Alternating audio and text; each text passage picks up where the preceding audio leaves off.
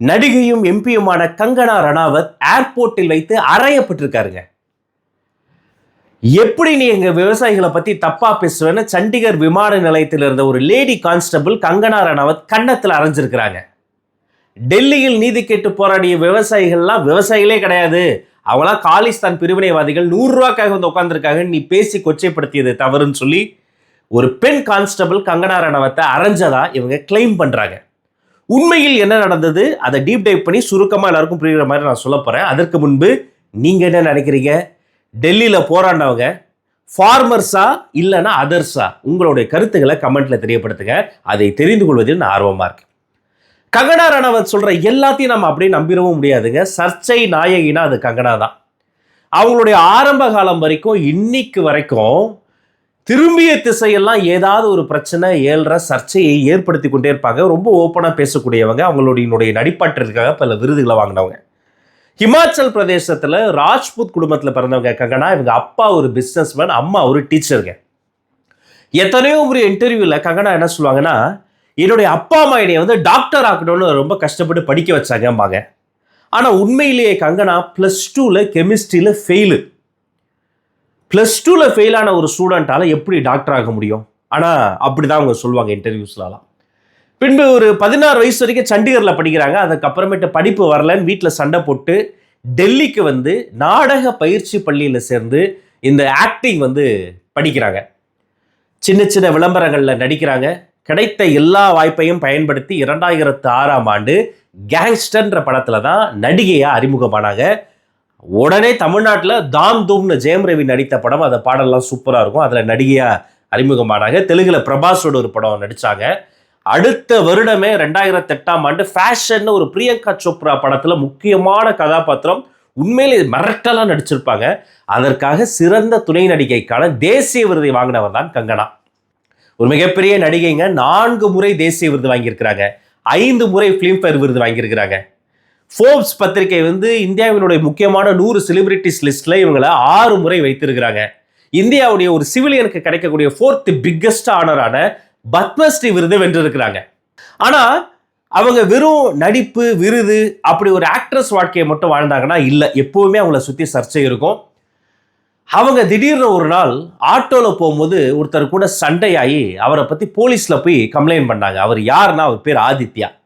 2003ஆம் ஆண்டு 4ஆம் ஆண்டில் இருந்து ஏற்கனவே கல்யாணமானவர். அவர் ஒரு பாடகர், நடிகர், ப்ரொடியூசரு, வயசானவர். அவர் கூட ஒரு திருமணத்திற்கு மீறிய ஒரு உறவுல இருந்து பின்னர் அதில் ஒரு கைகலப்பு ஏற்பட்ட உடனே என்னை இவர் வந்து தாக்கிட்டார்னு போலீஸ் கம்ப்ளைண்ட் கொடுத்தாங்க.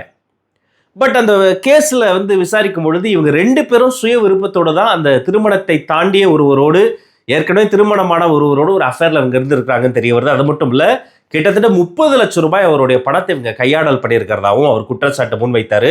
என்னை நடு ரோட்டில் வச்சு நீங்கள் வந்து அடித்ததால் அந்த பணம் இதுக்கு சரியாக போச்சுன்னு அந்த கேஸை, அந்த ரிலேஷன்ஷிப்பை அதோடு மூடினாங்க. அடுத்த சில ஆண்டுகள்லேயே அதியமான் சுமன் ஒரு இளம் நடிகர், அவரோடு ஒரு ரிலேஷன்ஷிப் போனாங்க. அதுவும் பாதியிலே நின்றது. பின்பு ஒரு வெளிநாட்டு மனிதரோடு ஒரு லாங் டிஸ்டன்ஸ் ரிலேஷன்ஷிப் போனாங்க. அதுவும் பாதியோடு முடிந்தது. பின்பு உலக பிரசித்தி பெற்ற கேஸ் ரித்திக் ரோஷன், இந்திய சினிமாவினுடைய கிரீக் காட் அப்படிம்பாங்க, அப்படிப்பட்ட ரித்திக் ரோஷன் அவர்கள் திருமணமாகி குழந்தைகளோடு இருந்தார். திடீர்னு ரித்திக் ரோஷன் போய் போலீஸில் கங்கனா ரணாவத்தை பற்றி கம்ப்ளைண்ட் கொடுத்தாரு. என்னன்னா, இவங்க என்னை சைபர் ஸ்டால்கிங் பண்ணுறாங்க, என்னுடைய சோஷியல் மீடியா ஹேண்டில்ஸ்லாம் ஹேக் பண்ணுறாங்க, எனக்கு இவங்க லவ் டார்ச்சர் தராங்க அப்படின்னு ரித்திக் ரோஷன் கம்ப்ளைண்ட் கொடுத்தார்.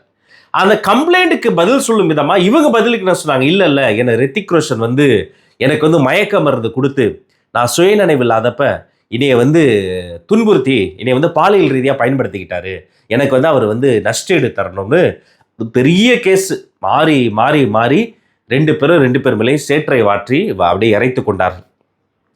எப்போதுமே எந்த ஒரு இன்டர்வியூவாக இருந்தாலும் சரி, எந்த ஒரு இடமா இருந்தாலும் சரி, ஓப்பனாக பேசுகிற பேர் வழின்ட்டு அவங்க வந்து எப்போவுமே அந்த இடத்த உடச்சி பேசுவாங்க. ஃபார் எக்ஸாம்பிள், கரண் ஜோஹாரினுடைய ஷோவில் போயிட்டு காஃபி வித் கரண் ஷோவில் போய் உட்காந்துட்டு, இந்திய சினிமாவில் உங்களுக்கு பிடிக்காதவங்க யாருன்னா நீங்கள் தான் கரண், நீங்கள் ஒரு மாஃபியா, உங்களுக்கு பிடிச்சவங்கள மட்டும் தான் மேலே வர விடுவீங்க, என்னையெல்லாம் வரவே விட மாட்டீங்கன்னு சொல்லி பேசி அதுவும் ஒரு பெரிய ஒரு சர்ச்சையாக பேசுபொருளாக மாறியது. அதே போல் மிக சமீபத்தில் India's first prime minister Jawaharlal Nehru கிடையாது, சுபாஷ் சந்திர போஸ் தான் அப்படின்னு அவங்க பேசுறது மீண்டும் மீண்டும் சர்ச்சையானது. அது அவங்களுடைய ஒவ்வொரு பொலிட்டிக்கல் ஸ்டேட்மெண்ட்டுமே எக்ஸ்ட்ரீம் ரைட் விங்காக இருந்ததால் அதனால் நிறைய பேர், ஃபார் எக்ஸாம்பிள் இந்த இஷ்யூவில் டெல்லி ஃபார்மர்ஸ் ப்ரொட்டஸ்ட்டில் ஸ்டார்டிங்கில் இருந்தே அவங்கள கொச்சைப்படுத்தி இவங்க பேசிக்கிட்டே இருந்தாங்க. அதனால் நிறைய பேர் காயப்பட்டாங்க.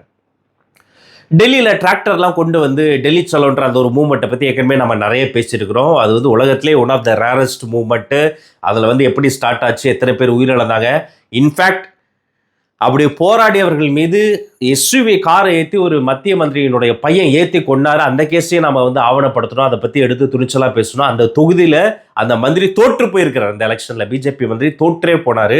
இப்படி மிகப்பெரிய தாக்கத்தை ஏற்படுத்திய அந்த போராட்டத்தின் மீது அடுத்தடுத்து தொடர்ச்சியாக இவங்க கொச்சைப்படுத்திக்கிட்டே இருந்தாங்க. அவங்களாம் பிரிவினைவாதிகள், அவங்களாம் தீவிரவாதிகள், 100 ரூபா காசுக்காக உட்கார்ந்துருக்கிறாங்கன்னு அடுத்தடுத்து பேசிக்கிட்டே இருந்தாங்க.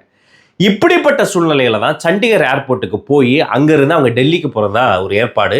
அப்படிப்பட்ட சூழ்நிலையில் இந்த பர்டிகுலர் சமூகத்தை சார்ந்த ஒரு லேடி கான்ஸ்டபிள், சிஐஎஸ்எஃப் படைப்பிரிவை சார்ந்த லேடி கான்ஸ்டபிள் தன்னை கன்னத்தில் அறைந்ததாக இவங்க குற்றச்சாட்டு சொல்கிறாங்க. நம்மளுடைய முக்கியமாக நம்ம பார்க்க வேண்டியது என்னென்னா, ஏர்போர்ட் என்பது மிகப்பெரிய ஒரு இடம். அதாவது பாதுகாப்பு என்பது பல லேயர்ஸில் இருக்கக்கூடிய ஒரு இடம்.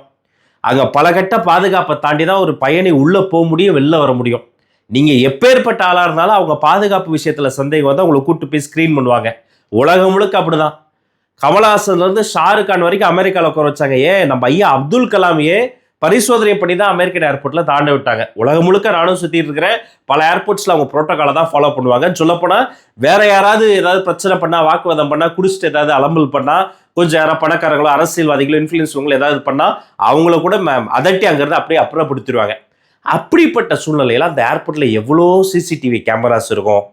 இந்த பர்டிகுலர் போஸ்ட்டில் இருக்கக்கூடிய அந்த ஒரு லேடி கான்ஸ்டபிள் மட்டும் கிடையாது, அங்கே சிஐஎஸ்எஃப் படைப்பிரிவை சேர்ந்த எத்தனையோ வீரர்கள் இருப்பாங்க. அப்படிப்பட்ட சூழ்நிலையில் கன்னத்தில் அறையிற அளவுக்கு எக்ஸ்ட்ரீமாக ஒன்று நடக்குமா?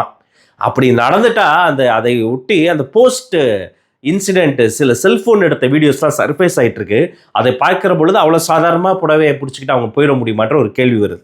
ஒருவேளை கங்கனா ரனாவத் அறையப்பட்டிருந்தால், தாக்கப்பட்டிருந்தால் அது மிக மிக மோசமான உதாரணம். அது கடுமையாக கண்டிக்க வேண்டியது.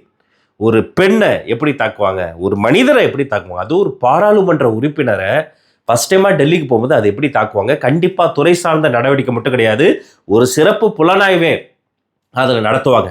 ஆனால் சோஃபார் வரக்கூடிய எல்லா மீடியா நியூஸ்லையும் எல்லா வீடியோஸில் பார்த்தா அரைந்ததற்கான அந்த வீடியோவே இல்லை.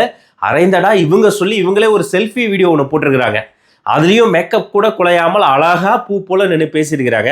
ஸோ இவங்க ஸ்டார்டிங்கில் நான் சொன்னேன், ஆட்டோவில் போகும்போது வேற ஒரு காதலனோட பிரச்சனை யாரோ ஒருத்தனை அடிஸ்டான் கம்ப்ளைண்ட் கொடுத்தாங்க.